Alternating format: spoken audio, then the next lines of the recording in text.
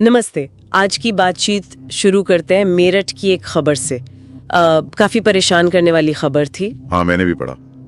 एक पूर्व merchant navy officer, उसकी पत्नी और प्रेमी ने ही हत्या कर दी, और इसमें तंत्र मंत्र का एंगल भी था। हाँ वही, और ये सोचकर अजीब लगता है कि ये कोई अकेली घटना तो है नहीं। बिल्कुल नहीं।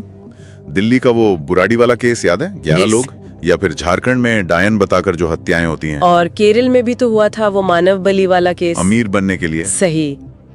ये सब दिखाता है कि अंधविश्वास का ये जो अंधेरा पहलू है वो कितना खतरनाक हो सकता है। बिल्कुल। तो आज हम इसी पर थोड़ा गहराई से बात करते हैं कि भारत में ये अंधविश्वास कितना फैला हुआ है। मतलब सिर्फ अपराधों तक ही सीमित है या हमारी रोजमर्रा की जिंदगी में भी है? हाँ, और ये सिर्फ गांव या कम पढ़े लिखे लोगों तक ही है, या फिर पढ़े लिखों में भी है? सही। कोशिश करते हैं समझने की कि भाई विश्वास और अंधविश्वास में क्या फर्क है और ये इतना गहरा क्यों बैठा हुआ है समाज में। देखिए, अगर आंकड़ों की बात करें तो वो काफी कुछ बताते हैं।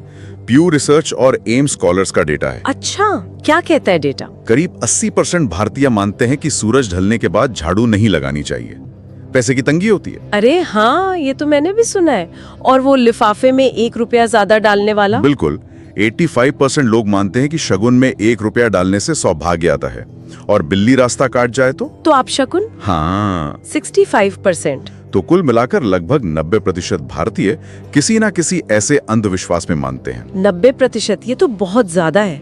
पर सबसे अजीब बात तो ये है, जैसा आप कह रहे थे, कि ये सिर्फ किसी एक तबके तक सीमित नहीं है। हाँ, यही विरोधाभास है। टीम लीज का एक सर्वे था, उन्होंने बड़े शहरों की कंपनियों के कर्मचारियों से बात की। Corporate employees. उनमें क्या मिला? 61% कर्मचारी नींबू मिर्ची टांगना, कोई लकी चार्म रखना, वास्तु देखना, ये सब मानते हैं। कमाल है। मतलब अच्छी कंपनियों में काम करने वाले लोग भी। और तो और वैज्ञानिकों का भी सर्वे हुआ था, उसमें भी चौंकाने वाली बातें निकली। वैज्ञानिकों का क्या निकला उसमें? लगभग 25% मानते थे कि कुछ लोगों में चमत्कारी शक्तियां हो सकती हैं। करीब 70% ज्योतिष को यूनिवर्सिटी में पढ़ाने के हक में थे। 70% वैज्ञानिक? हाँ, और कोई 15% वास्तु को सही मानते थे। और हम देखते भी हैं, इसरो के वैज्ञानिक भी तो लॉन्च से पहले मंदिर जाते हैं, प्रार्थना करते हैं। हाँ, वो तस्वीरें तो आती हैं। तो ये क्या है? मतलब एक तरफ विज्ञान, दूसरी तरफ ये आस्था या अंधविश्वास, इस साथ साथ कैसे? देखिए, इसका एक बड़ा कारण मनोविज्ञान में छिपा है, खासकर जब हालात बहुत अनिश्चित हों। हाई अनसर्टेनिटी जिसे कहते हैं। अनिश्चितता मतलब जैसे कोई बड़ा मैच हो।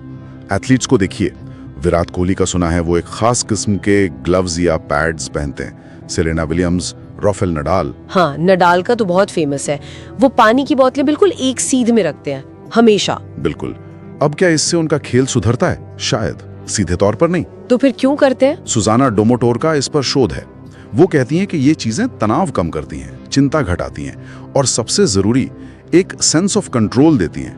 मतलब लगता है कि कुछ तो हमारे काबू में है। अच्छा, हाँ, ये बात तो है। नडाल ने खुद भी कहा है शायद कि इससे उन्हें शांति मिलती है, फोकस बढ़ता है। एग्जैक्टली।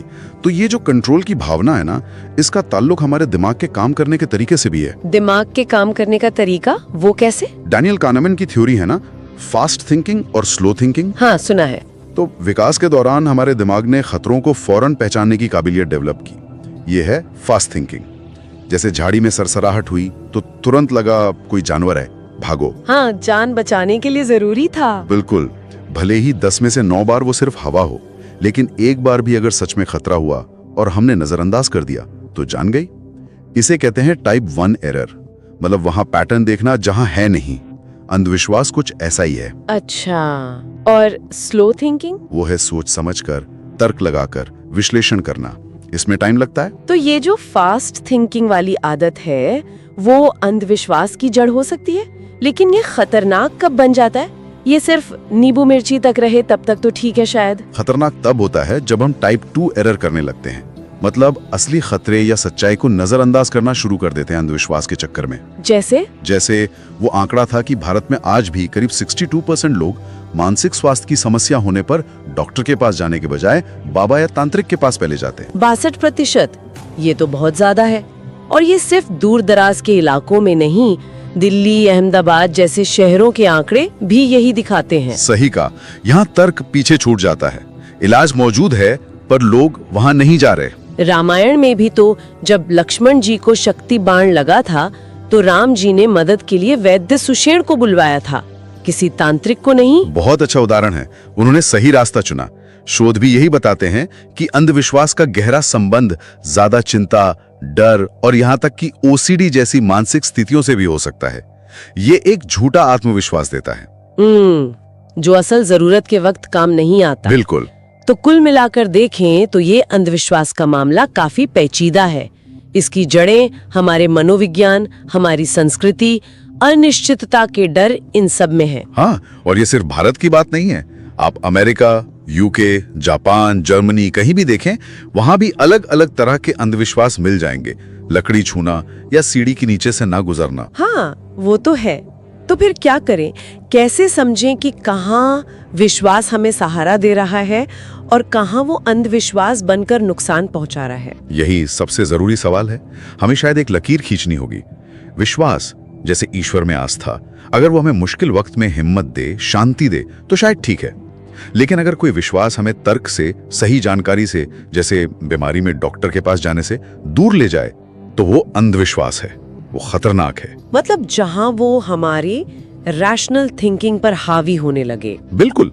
विज्ञान और तर्क संगत सोच ही हमें आगे ले जा सकती हैं। इसरो की सफलता इसी का उदाहरण है। वो पूजा भी करते हैं, पर रॉकेट विज्ञान के नियमों पर ही बनाते और उड़ाते हैं। सही बात है। तो श्रोताओं के लिए भी यही सवाल है शायद, कि अपने विश्वासों को एक बार टटोल कर देखें। कहाँ आस्था हमें ताकत दे रही है और कहाँ वो अंधविश्वास बनकर हमें जरूरी सच और सही कदमों से दूर कर रही हैं। हाँ, ये सोचना जरूरी है कि अपनी मान्यताओं और वैज्ञानिक नजरिए में एक सेहतमंद संतुलन कैसे बनाया जाए। बिल्कुल। चलिए, इसी विचार के साथ आज की बात खत्म करते हैं। धन्यवाद।